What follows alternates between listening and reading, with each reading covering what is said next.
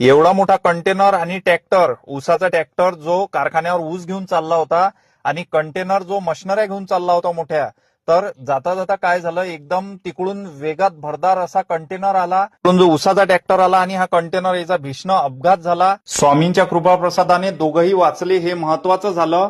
पण तरी माझा संदेश एवढाच आहे की वाहनं चालवताना हळू चालवा. या साईडनं जात आहे आपण, रॉंग साईडनं तर नाही आहे याची खात्री करून घेऊनच आपण वाहन चालवलं पाहिजे. कोणीतरी आपली पण घरी वाट बघत असते, आपली मुलं लेकरं बाळ जे काही आहे आपली वाट बघते, त्या कारणामुळं सावकाश आपण चालवायला पाहिजे.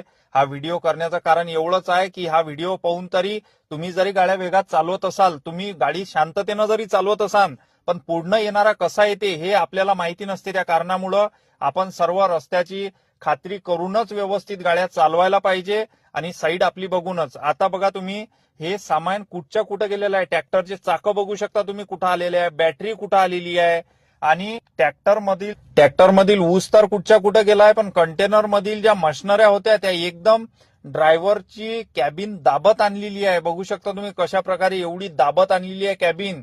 बरं झालं ड्रायव्हरला काही झालं नाही, दोघंही सुखरूप असले. आणि भेटू पुढच्या